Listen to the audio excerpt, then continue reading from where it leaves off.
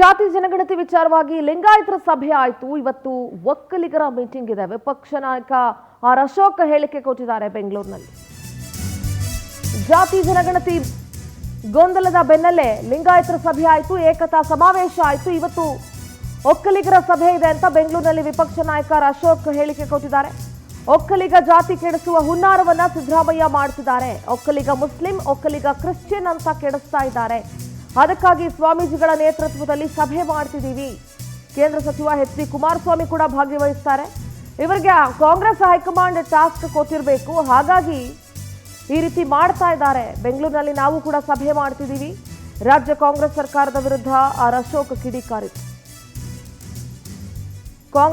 ಕಾಂಗ್ರೆಸ್ನ high command task ಕೊಟ್ಟಿರಬೇಕು, ಹಾಗಾಗಿ Vokkaliga Christian, Vokkaliga ಇನ್ನೊಂದು ಅಂತ ಮಾಡ್ತಾ ಇದ್ದಾರೆ. ನಾವು ಕೂಡ ಇವತ್ತು ಸಭೆಯನ್ನ ನಡೆಸ್ತೀವಿ ಅಂತ ಅಶೋಕ್ ಮಾತನಾಡಿದ್ದಾರೆ. ಒಕ್ಕಲಿಗರೆಲ್ಲ ಸಭೆ ಸೇರ್ತಾ ಇದ್ದೀರಿ. ಅಲ್ಲಿ ಡಿ ಕೆ ಶಿವಕುಮಾರ್ ಅವರು ಬರ್ತಾ ಇದ್ದಾರೆ, ಕುಮಾರಸ್ವಾಮಿ ಅವರು ಬರ್ತಾ ಇದ್ದಾರೆ. ಒಕ್ಕಲಿಗ ಜಾತಿನೂ ಕೂಡ ಜಾತಿ ಅಂದ್ರೆ ಒಕ್ಕಲಿಗ ಜಾತಿನೂ ಕೆಡ್ಸಕ್ಕೆ ಒಂದು ಈ ಸರ್ಕಾರ ಹುನ್ನಾರ ಮಾಡ್ತಾ ಇದೆ.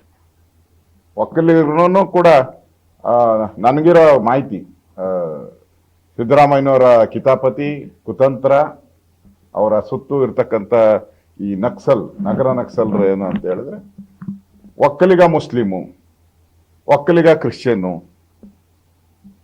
ಈ ಥರದ್ದೆಲ್ಲ ಮಾಡಬೇಕು ಅನ್ನೋ ಒಂದು ಹುನ್ನಾರವನ್ನ ಅವ್ರಿಗೆ ಯಾರೋ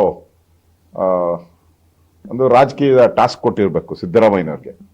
ಇಲ್ಲ ಅಂದ್ರೆ ಈ ಸ್ವಾತಂತ್ರ್ಯ ಬ್ರಿಟಿಷರ ಕಾಲದಿಂದ, ಬ್ರಿಟಿಷರು 100 ವರ್ಷ ನಮ್ಮನ್ನು ಆಳಿದ್ರು. ಮುಸಲ್ಮಾನರು ಕೂಡ ಈ ದೇಶವನ್ನ ಹಲವಾರು ಭಾಗಗಳಲ್ಲಿ ರಾಜ್ಯ ಮಾಡಿದ್ದಾರೆ. ಯಾರು ಮಾಡದೇ ಇರುವಂತ ಈ ಅಧರ್ಮದ ಕೆಲಸವನ್ನ ಸಿದ್ದರಾಮಯ್ಯನವ್ರು ಮಾಡಿದ್ದಾರೆ ಅಂದ್ರೆ ಮೋಸ್ಟ್ಲಿ ಅವ್ರ ಹೈಕಮಾಂಡ್ ಎಲ್ಲೋ ಈ ಟಾಸ್ಕ್ ಕೊಟ್ಟಿರ್ಬೇಕು. ಒಕ್ಕಲಿಗರೆಲ್ಲ ಸಭೆ ಸೇರ್ತಾ ಇದ್ದೀರಿ. ಅಲ್ಲಿ ಡಿ ಕೆ ಶಿವಕುಮಾರ್ ಅವರು ಬರ್ತಾ ಇದ್ದಾರೆ, ಕುಮಾರಸ್ವಾಮಿ